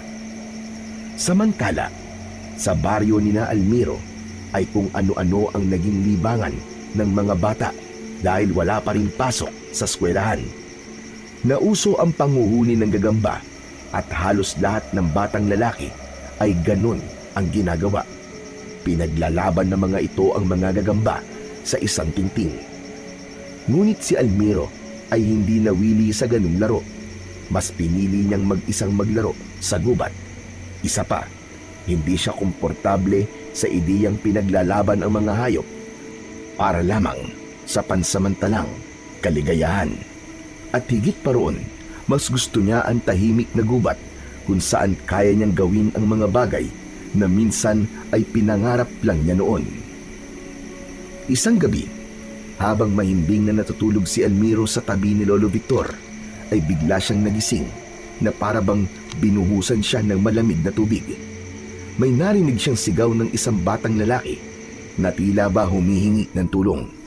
Ang sigaw ay hindi nagmula sa labas kundi sa loob ng kanyang ulo. Napakapit si Almiro sa kanyang dibdib. Bumilis ang tibok ng puso niya at muling umalingaw-ngaw sa isipan niya ang sigaw na yon. Bumangon siya at inabot ang kanyang saklay. Tumayo siya mula sa banig. Maingat ang bawat takbang dahil ayaw niyang magising si Lolo Victor na mahimbing na natutulog. Kinuha niya ang mutya ng pakpak ng agila at inilagay yon sa bulsa ng kanyang shorts. Walang pagdadalawang isip na lumabas si Almiro. Naglakad siya at hinayaan lang niya na dalhin siya ng kanyang mga paa sa kung saan siya nito gustong dalhin. Nakarating siya sa kagubatan. Palakas ng palakas ang sigaw na naririnig ni Almiro. Huminto muna siya at sa pagtingala niya sa kalangitan ay doon niya nakita ang isang nilalang na lumilipad. Sa unang tingin ay inakala niya na isa lamang yung malaking ibon. Ngunit habang tinitignan yon ni Almiro ay napagtanto niya na hindi yon isang normal na ibon lamang. Agad na isinuot ni Almiro ang mutya ng pakpak ng agila at naramdaman niya ang paggapang ng kapangyarihan nito sa buong katawan niya. Nang muling tignan ni Almiro ang nilalang na nasa himpapawid, ay nagulantang siya nang malinaw na niyang nakita ang itsura nito. Para yung isang tao na may malalaking itim na pakpak na parabang sa ibon. Malahalimaw ang mukha nun at ang mga kuko ay matatalim na parang mga kutsilyo. Ngunit ang gumuluntang ng labis kay Almiro ay ang tanga ng halimaw na isang bata.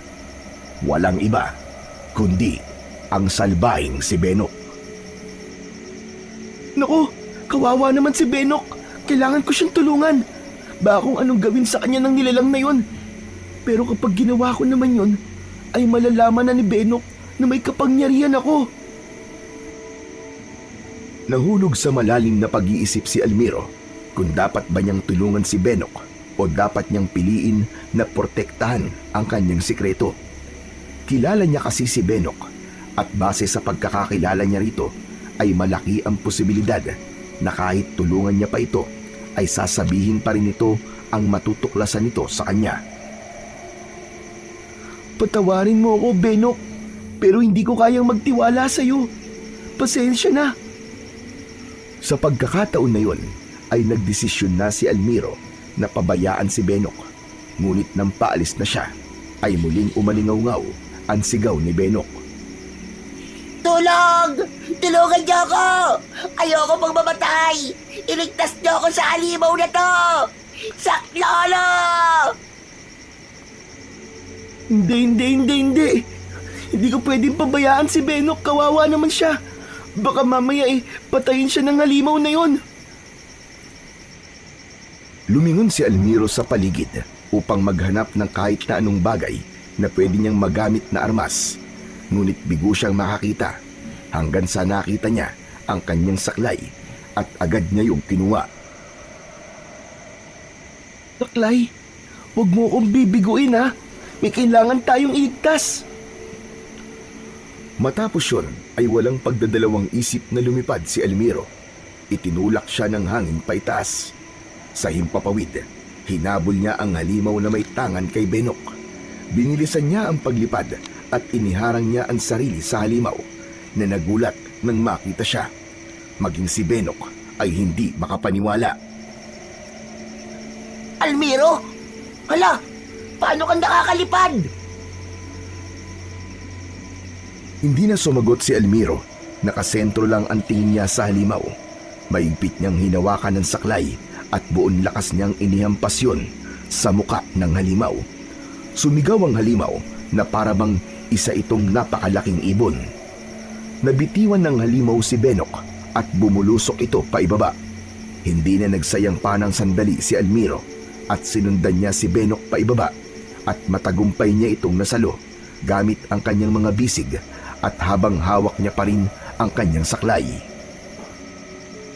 Mabilis na lumipad si Almiro palayo sa halimaw at nang masiguro niya na hindi na yon nakasunod sa kanila ay bumaba na sila sa isang bahagi ng gubat na maraming puno kung saan sigurado siya na hindi na sila masusundan ng halimaw. Maingat na ibinaba ni Almiro sa lupa si Benok. Agad itong lumayo sa kanya habang bakas pa rin ang takot sa mukha nito. Lalapitan niya sana si Benok pero inambahan siya nito ng suntok. Sige, huwag kang lalapit sa akin. Halimaw ka rin. Gaya ng kumuha sa akin dito sa gubat. Habang naghahanap ako ng gagamba. Huwag kang lalapit sa akin. Halimaw ka. Benok, ano ka ba? Kung halimaw ako, dapat hinayaan ko na lang napatayin ka ng nilalang na yon. Iniligtas na nga kita pero halimaw pa rin ang tingin mo sa akin. Marahang ibinaba ni Benok ang kamao nito. Sa bagay, tama ka naman. Naguguluhan nga lang ako. Paano mo nagawa yun? Lumilipad ka, tapos magaling na rin ang paa mo. Teka, sabihin mo nga sa akin, may kapangyarihang itim ka ba? Inilapag ni Almiro ang kanyang saklay sa lupa. Naisip niya at tinanong niya ang sarili kung dapat ba niyang sabihin ang totoo kay Benok. Alam niya na kung hindi niya sasabihin kay Benok ang sikreto niya, ay kukulitin pa rin siya nito. Naalala mo ba yung agila na tinirador mo noon? Inilagaan ko siya hanggang sa gumaling siya at nakalipad na ulit siya. Pero hindi pala ordinaryong agila yun. Isa siyang diwata, Benok. Ano? Yung agila na yun? Isang diwata? Oo, tama ka, Benok. Siyang nagbigay sa akin ng mutya. Ang mutya ng pakpak ng agila na suot ko ngayon sa akin liig. Kapag suot ko to, nawawala ang pagiging pilay ko at nakakalipad ako gaya ng isang agila. Wow! Grabe! Ang astig naman pala ng mutya na yan. Para kang superhero. Benok, may hiling lang sana ako sa'yo. Gusto ko sanang hilingin sa'yo na huwag mong sabihin sa ibang tao ito. Pero kilala kita, Benok eh. Sigurado akong ipagsasabi mo kaagad to sa mga tao na nakakalipad ako para mas lalong magiging iba ang tingin nila sa akin. Matapos yun, ay tinalikuran na ni Almiro si Benok. Nagsimula na siyang maglakad palayo, pero bigla siyang hinabol ni Benok at hinawakan siya nito sa braso. Napalingon siya at umiling si Benok. Huwag kang mag-alala, Almiro. Hindi ko sasabihin kahit kaninong nalaman ko ngayon. Secret lang nating dalawa to. Iniligtas mo naman ako eh. Parang ito na lang ang bayad ko sa pagliligtas mo sa akin dun sa halimaw na may pakpak. Napakurap si Almiro. Hindi siya makapaniwala sa kanyang narinig na sinabi ni Benok. Para bang hindi si Benok ang nasa harapan niya dahil kilala niya ito sa pagiging bully. Almiro, gusto ko ring humingi ng tawad sa lahat ng pang-aasar ko sa'yo. Hindi ko inaasahan kahit palagi kitang inaaway ay iniligtas mo pa rin ako. Maraming salamat, Benok. Kahit palagi mo akong inaaway, hindi ko pa rin kayang pabayaan ka. Ang totoo, nung una nga, nagdalawang isip din ako. Kasi baka mamaya, sabihin mo nga sa iba ang sikreto ko. Gusto ko na lang sanang lumayo, pero naisip ko na buhay ang mawawala kapag pinabayaan kita. Almiro, ngayon, pwede na ba tayo maging magkaibigan? Napatingin si Almiro sa nakalahad na kamay ni Benok. Hindi niya inasahan na darating ang araw na magiging magkaibigan sila ng batang dati ay palagi siyang inaaway dahil sa kanyang kalagayan. Nakangiting inabot ni Almiro ang kamay ni Benok at gumanti rin ito ng ngiti sa kanya. Masayang masaya si Almiro ng gabing yun dahil hindi niya inasahan na sa pamamagitan ng mutya ng pakpak ng agila ay makakahanap siya ng isang kaibigan na dati niyang kaaway. Simula noon ay naging magkaibigan na sina Almiro at Benok. Hindi na muling naranasan pa ni Almiro ang asarin o pagtawanan ni Benok. Tinupad din ni Benok ang pangako nito na hindi nito sasabihin sa kahit na sino ang sikreto ni Almiro. Madalas na nagtutungo ang dalawa sa gubat at isinasama ni Almiro si Benok sa kanyang paglipad. Minsan ay pabirong binibitiwan pa ni Almiro si Benok sa ere para takutin ito at sasaluhin naman niya ito bago pa man ito tuluyang bumagsak sa lupa. Sa wakas, naramdaman na rin ni Almiro ang pakiramdam na magkaroon ng isang kaibigan. Isang gabi ay pinagsaluan ni na Almiro at Lolo Victor ang ulam nilang ginisang gulay at pritong tilapia. Sa gitna ng kanilang hapunan ay nagsalita si Lolo Victor. Napansin ko na parang magkaibigan na yata kayo ngayon ni Benok. Anong nangyari, Apo? Hindi ba dati palagi kanyang tinutokso at inaaway? Hindi ko nga rin po alam, Lolo eh. Nagulat na lang po ako. Isang araw po, niyaya niya po ako makipaglaro. Akala ko nga po ay may gagawin na naman po siyang masama sa akin. Pero wala naman po pala. Ayos yan. Masaya ako para sa iyo, Apo. Dati siyang numero 1 nangaaway sa iyo. Baka naman napagtanto niya na mali talaga ang ginagawa niya sa iyo. Siguro nga po, Lolo. Kaya nga po napakasaya ko kasi meron na po akong kaibigan dito sa baryo natin. Minsan nga po, ipinagtatanggol pa po ako ni Benok sa mga nanunukso sa akin na pilay. Tumango si Lolo Victor at sumandok muli ng gulay. Pero Apo, mag-iingat ka pa rin ha. Lalo na tuwing gabi. May gumagalang mandurugo daw dito sa baryo natin. May mga tao nang nawawala at hanggang ngayon ay hindi pa rin natatagpuan. Ano po, Lolo? Mandurugo? Ano po yun? Mandurugo. Isa yung uri ng aswang. Kilala ang mandurugo sa kakayahan nitong magpalit ng anyo. Sa araw, mukha siyang magandang dalaga. Pero sa gabi, ay nagiging isa siyang mabangis na nilalang na parang malaking ibon na may mukha pa rin ng magandang babae. Ang sabi ng iba ay may dugon diwata raw ang mga mandurugo, kaya iba sila sa karaniwang aswang. Pero ang nakapagtataka, ayon sa mga nakakita, ay napakapangit daw ng anyo ng mandurugo dito sa ating baryo. Natigilan si Almiro sa sinabing yon ng kanyang lolo Victor. Biglang bumalik sa alaala niya ang nilalang na tumangay kay Benok, ang matutulis nitong mga kuko, ang itim na pakpak na parabang sa dambuhalang ibon, at ang mukha nitong malahalimaw. Napagtanto ni Almiro na yun ang mandurugong tinutukoy ng kanyang lolo. Isang umaga, nasa gubat sina Almiro at Benok. Kakatapos lang nilang maglaro at naisipan nilang magpahinga sa ilalim ng isang mayabong na puno. Parehas silang kumakain ng kaimito na kinuha nila kanina sa isang puno sa hindi kalayuan. Almiro, alam mo ba yung tungkol sa mandurugo na umaatake sa baryo natin? Oo, Benok. Nabanggit na sa akin ni Lolo nung isang araw. Ang sabi ng kapitbahay natin ay may tatagpuan daw na dugo ang damit malapit sa tabing ilog kahapon. Baka raw biktima na naman ng mandurugo yun. Saka may narinig din akong kwento na may isa raw dalaga na muntik ng madagit ng mandurugo. Mabuti na lang daw at tinulungan siya ng mga tanod. Grabe na talaga. Nakakatakot na talagang lumabas tuwing gabi, lalo na't hindi natin alam kung kailan sasalakay yung mandurugo na yun. Yun din yung tumangay sa'yo nung niligtas kita, di ba, Benok?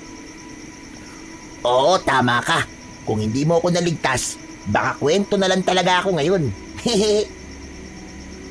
Napatingin si Almiro sa malayo at naisip niya na sa mga tao sa baryo nila ay maaaring siya lamang ang may kakayahan na lumaban sa mandurugo. Pero naisip niya na bata pa rin siya. Kahit pa nagmamay-ari siya ng isang makapangyarihang mutya, baka hindi pa rin niya kayanin ang mandurugo at baka kapag hinarap niya ito ay siya naman ang mapahamak. Araw-araw na nababahala si Almiro dahil sa mandurugo, pakiramdam niya ay may kailangan talaga siyang gawin upang matigil na ang pagpatay nito sa mga tao sa baryo nila. Mas lalo pa siyang kinabahan nang mas dumami na ang mga namatay na ang hinala ng mga tao ay mandurugo ang may kagagawan. Isang hapon, nagpasya si Almiro na magtungo sa gubat nang siya lamang mag-isa. Naisip niyang kausapin si Maningning dahil baka matulungan siya nito. Pagdating sa gitna ng gubat, ay agad na hinanap ni Almiro ang diwata. Mahal na diwatang Maningning! Mahal na diwatang Maningning! Nasaan ka? Magpakita ka sa akin! Kailangan kitang makausap! Parang awa mo na! Magpakita ka sa akin! Mahal na diwatang Maningning! Ilang beses na tinawag ni Almiro si Maningning, ngunit tanging ang huni ng mga ibon lang sa paligid ang sumagot sa kanya. Pero hindi siya sumuko. Kahit masakit na ang lalamunan niya sa pagsigaw, ay hindi siya huminto. Hanggang sa isang agila ang dumating at dumapo sa isang matibay na sanga ng puno sa kanyang harapan. Sa isang kisap mata ay naging si Maningning ang agila habang nakaupo ito sa sanga. Almiro, ano ang iyong kailangan? Bakit mo ako hinahanap? Mahal na diwatang Maningning, buti dumating ka na. May mandurugo sa baryo namin at marami na siyang napapatay na mga tao. Ang sabi sa akin ni Lolo ay may lahing diwata raw ang mga mandurugo. Naisip ko na baka may alam ka tungkol sa mandurugo na yon dahil isa ka ring diwata. Ikinalulungkot kong marinig ang nangyayaring dilubyo na yon sa inyong baryo. At oo, Almiro, kilala ko ang mandurugong yon. Ang pangalan niya ay Adora. Mahal na diwatang Maningning, kung kilala mo siya, baka pwede mo naman siyang kausapin, oh. Sabihin mo sa kanya na tumigil na siya. Marami na siyang nasasaktan at marami na rin na nauulilang pamilya dahil sa kanya. Sana nga ay ganun kadali lang gawin ang sinasabi mo, Almiro. Si Adora ay dating mabuting mandurugo.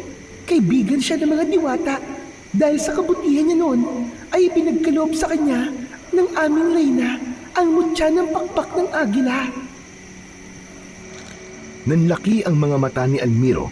Hindi siya makapaniwala sa kanyang narinig. Kung ganun, siya pala ang unang nagmamay-ari ng mutya. Tama ka, Almiro. Ngunit binigo niya kaming mga diwata. Dahil mas lumakas siya, ay ginamit niya ang kanyang kapangyarihan upang manakit ng mga tao. Naging gahaman siya sa kanyang kapangyarihan dahil sa mutya. Simula siyang pumatay ng mga tao at dahil doon, binawi namin sa kanyang mutya at kasama na ron ang kanyang kagandahan. Nawala ang kanyang maamang muka at napalitan yon ng mukha ng isang nakakatakot na halimaw.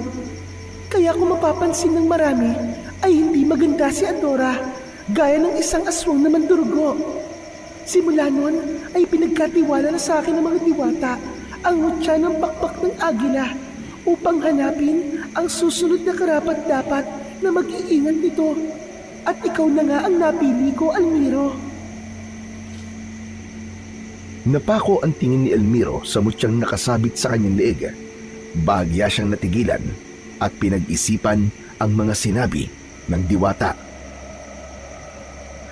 Kaya mo ba'y binigay sa akin ng mutya ng pakpak ng agila ay dahil alam mong sasalakay si Adora sa baryo namin?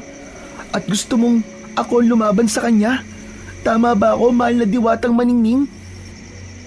Hindi, Almiro. Hindi ko ibinigay sa iyong mutya ng pakpak ng agila para lumaban ka sa kanya. Ipinagkatiwala ko to sa iyo dahil nakita ko sa puso mo ang kabutihang matagal ko nang hindi nasilayan sa mundong ito. Gusto kong maranasan mo mabuhay ng normal, gaya ng ibang bata.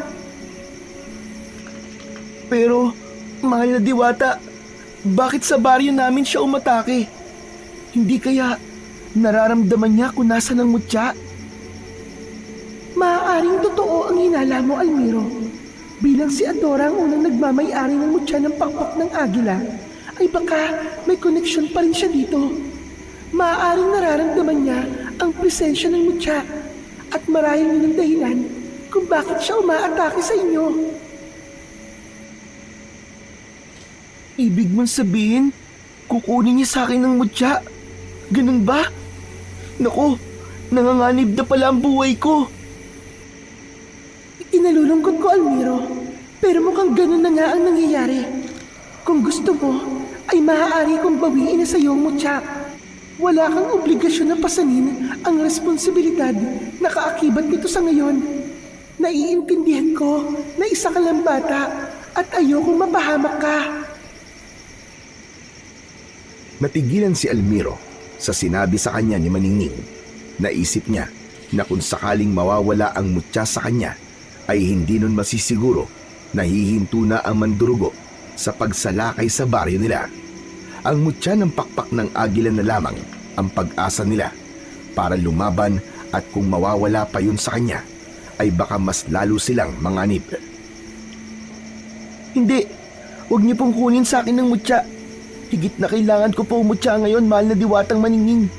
Kung totoo ngang hinahanap ito ni Adora at kung totoo ngang gusto niyang kunin sa akin ng mutya, ay kailangan ko manatiling malakas. At kung kakailanganin kong harapin siya, ay gagawin ko po para sa baryo namin. Matipid na ngumiti si Maningning, bagamat bakas sa mga mata nito ang pag-aalala para kay Almiro. Ngunit para kay Almiro ay yun na ang pagkakataon niya para ipakita sa lahat na kahit may kapansanan siya, ay meron pa rin siyang magagawa para sa baryo nila. Sa mga sumunod na gabi ay naging laging mababaw ang tulog ni Almiro. Inaabangan niya kasi ang muling pag-atake ng mandurugo at nangako siya sa sarili na kung sakaling sasalakay muli ang mandurugo ay haharapin niya ito. Hindi na siya takot gaya ng dati, ngunit hindi rin siya kampante. Hindi niya alam kung talagang may laban ba siya kay Adora. Pero alam niyang hindi niya hahayaan na may maging biktima pa uli ang mandurugo. Hanggang isang gabi, habang tahimik ang paligid, ay biglang may nagsigawang mga tao mula sa labas. May sumigaw na naroon na ang mandurugo, habang ang iba naman ay humihingi ng saklolo. Napabalikwas si Almiro dahil doon. Maging si Lolo Victor ay napatayo at nagkatinginan silang dalawa. Nang magtungo si Lolo Victor sa bintana, ay kinuha ni Almiro ang saklay niya at sumunod siya sa lolo niya. Bahagyang binuksan ni Lolo Victor at sumilip sila mula roon. Nakita nila ang mandurugo na naglalakad sa gitna ng kalsada.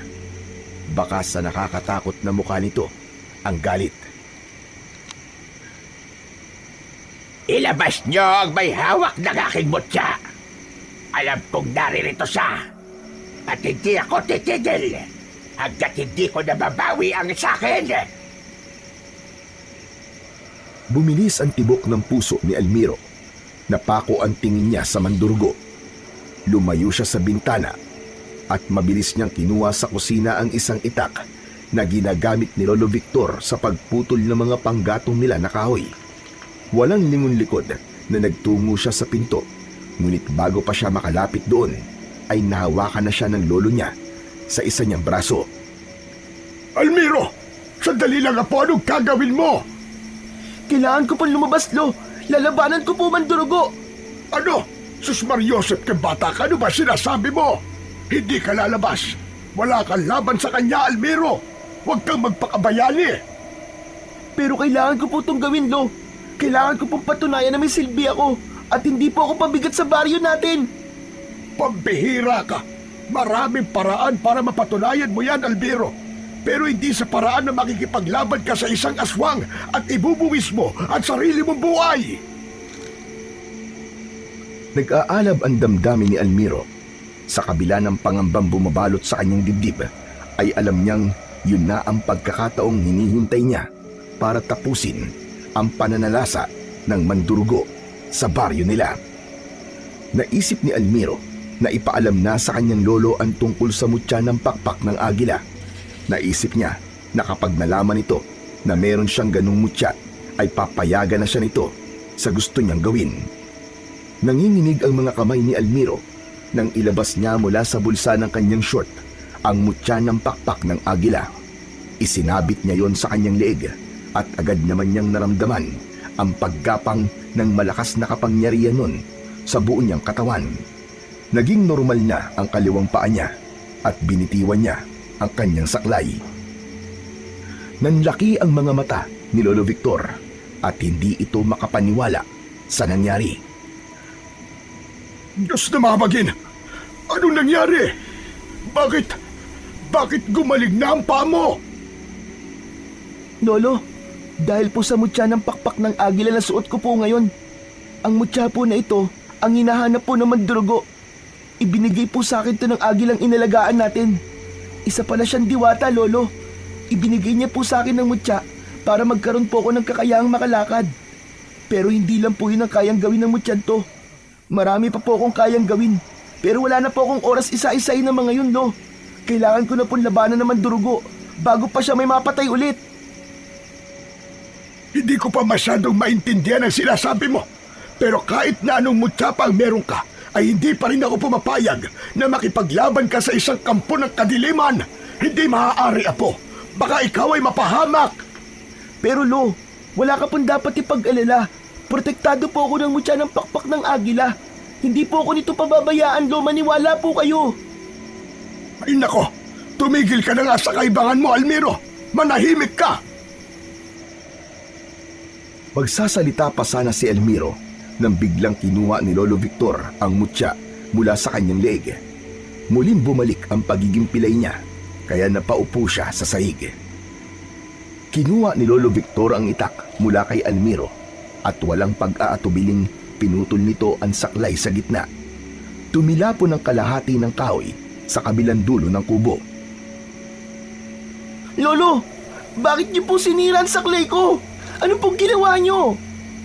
Simula ngayong gabi, ay hindi ka nalalabas ng bahay nang hindi mo sinasabi sa akin.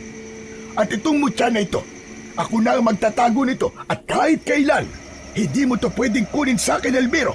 Nagkakaintindihan ba tayo? Lolo naman, parang awa niyo na po. Kailangan kong ipagtanggol ang mga tao.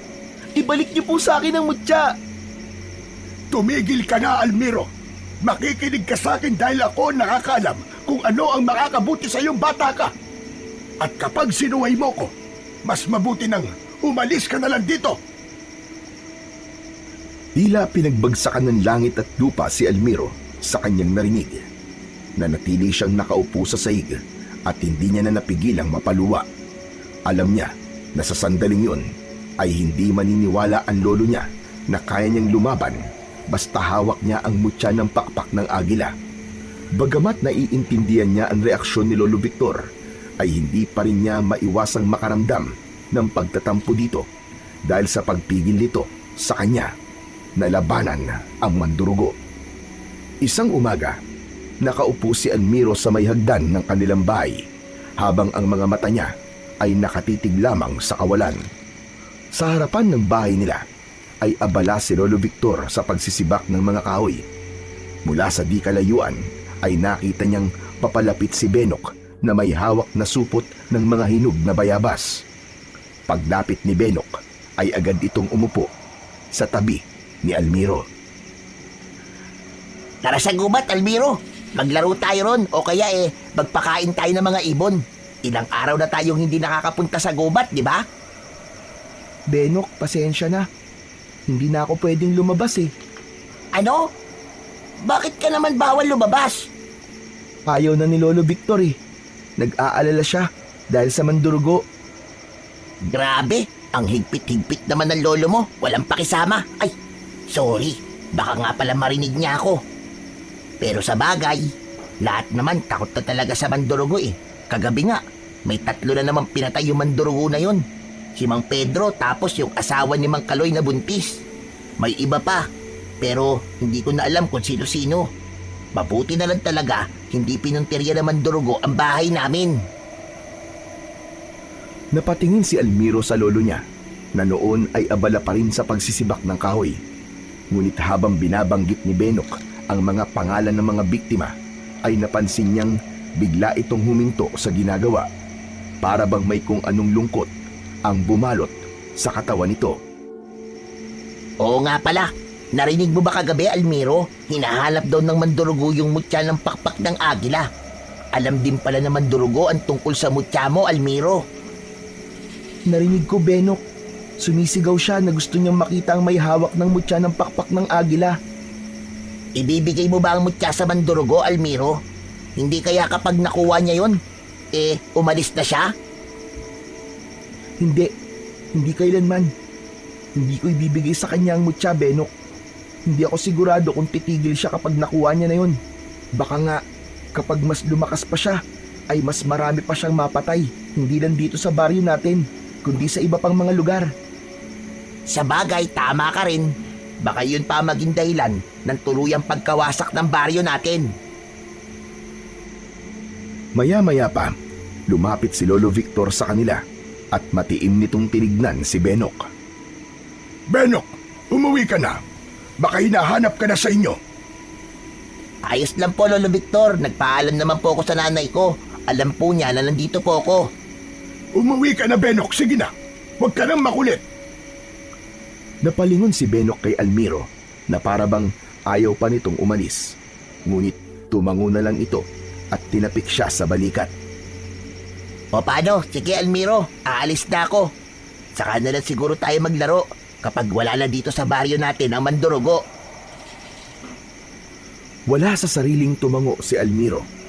Pinanood niya ang papalayong si Benok. Sa mga nalaman ni Benok na naging biktima ng mandurugo kagabi, ay sumikip ang dibdib niya. May pagkakataon na siyang harapin kagabi ang mandurugo, pero hindi niya nagawa dahil wala na sa kanya ang mutya ng pakpak ng agila. Kinagabihan, tahimik na nagsalo sa hapunan sina Almiro at Lolo Victor. Habang kumakain ay napansin ni Almiro ang panakaw na tingin ni Lolo Victor sa kanya. Tila may nais itong sabihin, ngunit nahihiya ito. Huminto sa pagkain si Almiro at sinalubong niya ng tingin si Lolo Victor. Lolo, naiintindihan ko po kung bakit ayaw niyo po akong lumaban sa Mandurugo. Alam ko na gusto niyo lang po akong protektahan. Pero wag po kayo mag-alala, Lo. Kahit labag po sa kalooban ko, ay susundin ko na lang po kayo. Naiintindihan din kita, Apo, kung bakit gusto mong lumaban. Gusto mo rin protektahan ng baryo natin. Biglang tumayo mula sa upuan si Lolo Victor at naglakad ito papunta sa lumang aparador. Binuksan ito yon at may kinuha ito mula sa ilalim ng mga nakasalansang kumot at lumang damit. Pagbalik nito sa hapagkainan ay inilapag nito sa harapan ni Almiro ang mutya ng pakpak ng agila. Napakunot ang noo ni Almiro at napatitig siya sa mutya. Lolo, ano pong ibig sabihin nito?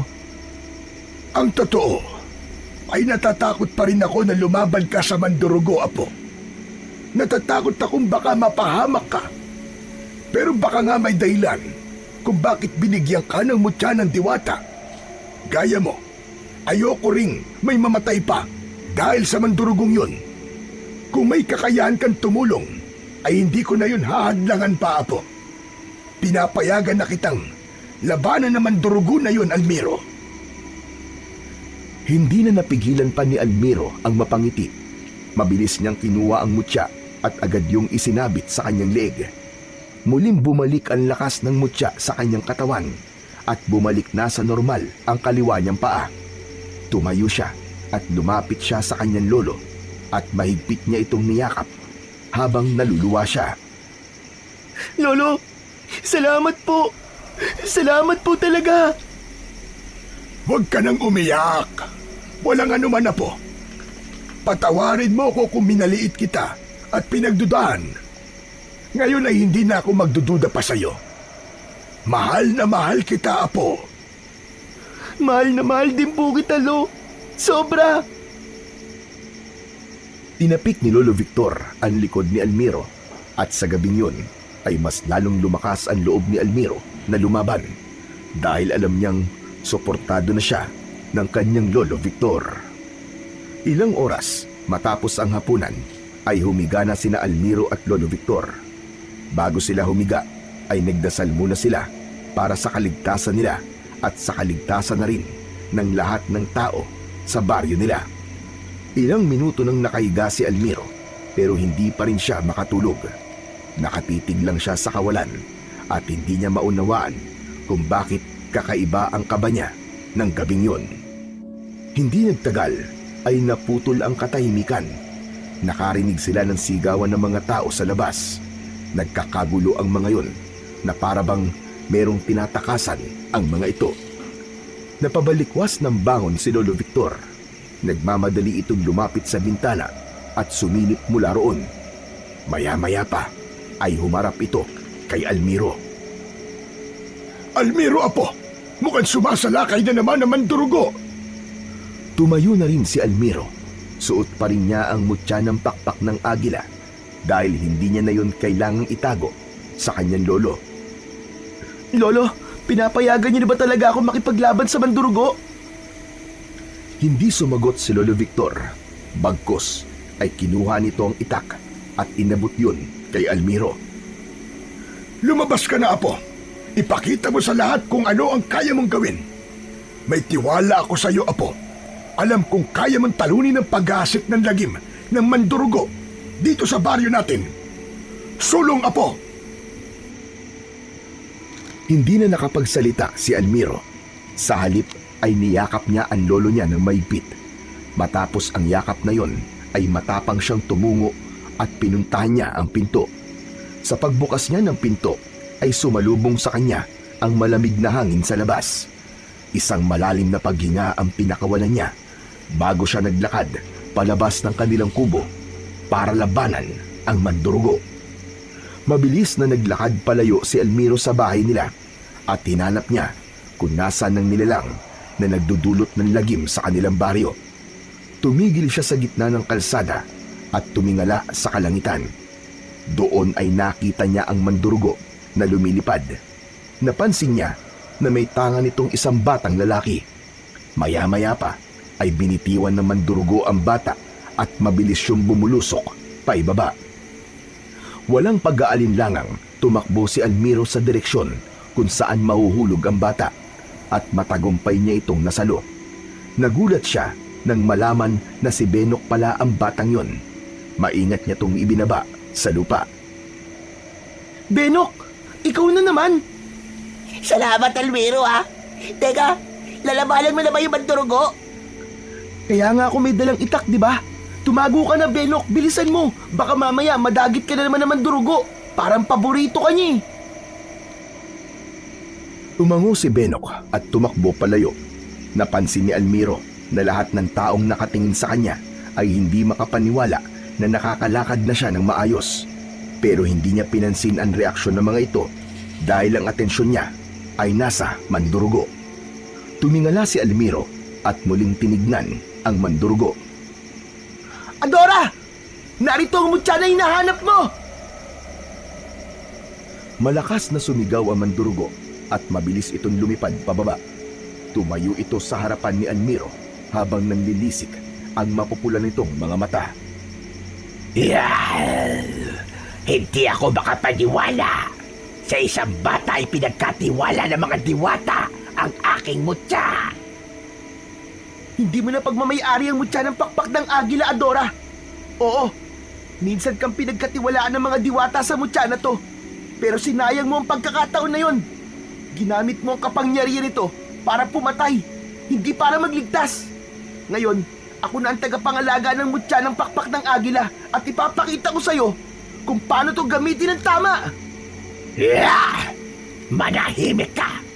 Masyado kang maraming sinasabi. Kung ayaw mong ibigay ang mutya ko, ay kukunin ko yan sa'yo sa paraang alam ko.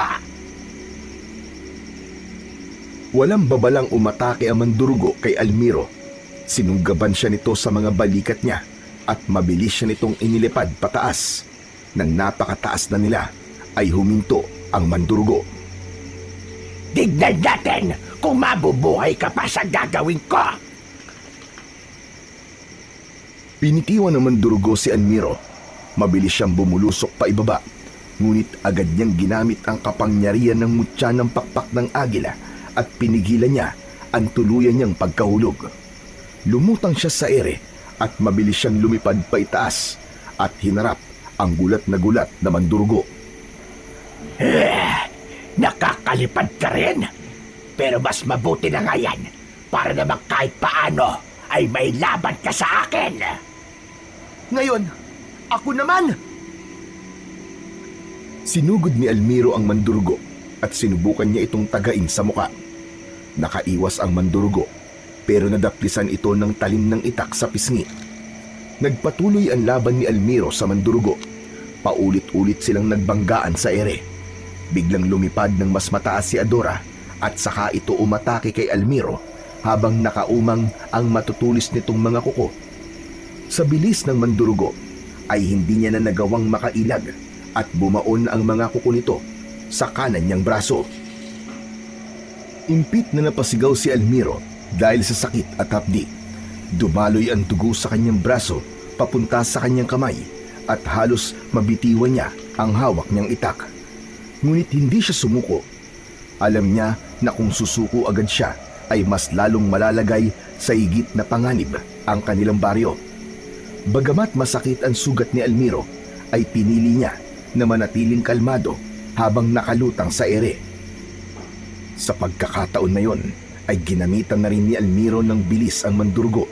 Sa isang iglap ay nasa likod na siya ng kanyang kalaban at isang malakas na taga ng itak ang pinakawalan niya na tumama sa isang pakpak ng mandurugo. Napasigaw ang mandurugo at nahirapan itong makalipad.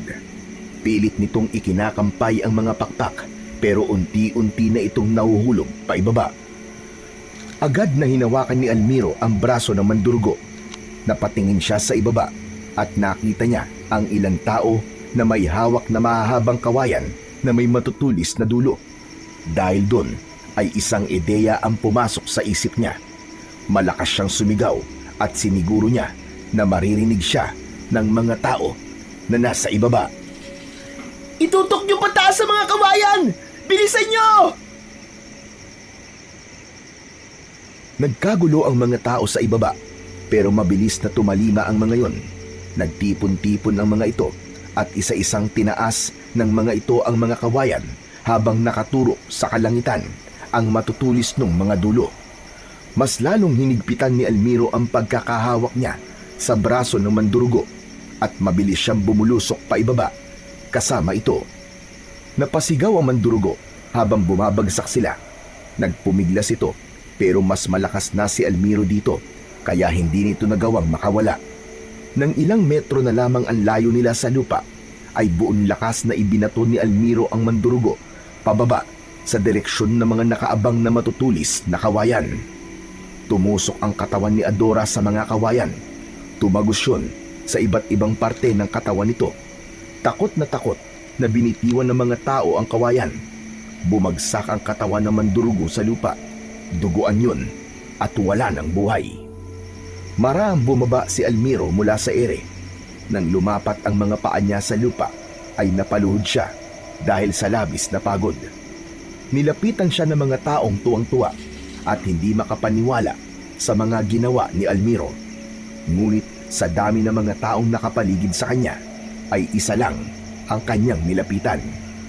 Ang kanyang lolo, Victor. Niyakap ni Almiro ang lolo niya at dahil sa labis na kasiyahan ay napaiyak siya. Nagtagumpay ka, Apo! Nagawa mo! Natalo mo ang mandurugo! Ipinagmamalaki kita, Apo! Maraming salamat po, Lo. Salamat po at nagtiwala po kayo sa akin. Tinulyapan ni Almiro ang walang buhay na katawan ng mandurugo na nakahandusay sa lupa. Aminado siya na hindi tama ang pumatay, ngunit alam niya na kung hindi niya pinatay ang mandurugo ay mas maraming buhay ang mawawala dahil dito. Kinabukasan ay maagang nagtungo si Almiro sa gubat habang nakasabit sa liig niya ang mutya ng pakpak ng agila. Dahil nais niyang makausap si Maningning para ihatid dito ang magandang balita. Nang nasa gitnang parte na siya ng gubat, ay napangiti siya nang makita niya si Maningning na nakaupo sa sanga ng isang puno. Nang makita siya ng diwata, ay marahan itong bumaba at agad itong nilapitan ni Almiro. Mahal na diwatang Maningning, mabuti naman at hindi mo na ako pinahirapang hanapin ka. Dahil nararamdaman ko na darating ka, Almiro. Kanina pa kita hinihintay dito. Natalo ko na po ang mandurugo kagabi. Salamat po kasi ibinigay niyo po sa akin ang mutya ng pakpak ng agila. Kung wala po yun, baka hanggang ngayon po ay nananalasa pa rin po mandurugo sa baryo namin. Hindi na ako nagtataka na nagawa mo yun, Almiro. Hindi ba ang sabi ko sa'yo noon ay may tapang na natutulog sa loob mo? At ngayon, gising na yun. Maraming salamat po talaga, mahal na diwatang Maningning. Kaya lang, kukunin niyo na po ba sa akin ang mutya? Kasi napatay ko na po ang mandurugo. Almiro, hindi ko yan binigay sa'yo para lang labanan ng mandurugo. Ibinigay ko sa'yo ang mutya ng pakpak ng agila dahil isa ka mabuting bata. Karapat dapat ka, Almiro. Sa'yo na ang mutya ng pakpak ng agila. At dahil sa nagawa mong pagtapos sa mandurugo, ay may isa pa akong ipagkakaloob sa'yo. Itinaas ng diwata ang kanang kamay nito at biglayong nagliwanag. Dumaloy ang liwanag sa kaliwang paa ni Almiro hanggang sa nawala yun. Mahal na diwatang Maningning, ano pong ginawa mo? Wala ka lang kapansanan, Almiro. Kahit wala ang mutya sa leeg mo, ay makakalakad ka na. Hindi mo na kailangan ng saklay kailanman. Bahagyang naluwa sa labis na kasiyahan si Almiro. Salamat! Salamat, mahal na diwatang Maningning! Salamat talaga! Hindi ko magagawa ang lahat ng ito, kundi po dahil sa inyo. Ipagpatuloy mo ang kabutihan mo, Almiro. Sa ganung paraan ay mas lalo mo mapapalakas ang kapangyarihan ng mutya.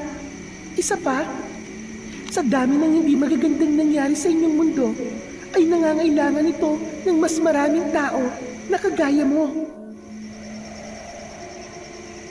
Wala nang nasabi si Almiro. Gusto niyang yumakap kay Maningning, pero nanatili siyang nakatayo at marahan na lang siyang tumango. Matapos yun ay nagpaalam na siya sa diwata at tinahak na niya ang daan palabas ng kagubatan. Mula nang mapatay ni Almiro ang mandurugo, ay unti-unting naunawaan ng mga tao sa baryo ang buong katotohanan nang marinig ng mga ito ang buong kwento mula mismo kay Almiro. Habang lumilipas ang mga taon, ay lalo pang tumitibay ang pagkakaibigan ni na Almiro at Benok. Magkasama silang lumaki at naging magkasanggan dikit sa pagsubok at saya. Patuloy na inaalagaan ni Almiro ang mutya ng pakpak ng agila. Mas lalo niyang pinaglinang ang kaalaman niya sa pakikipaglaban upang sa sandaling may magtangkang sirain ang kapayapaan ng kanilang baryo na kanilang tinatamasa ngayon, ay mas handa na siya bilang isang bagong tagapagligtas.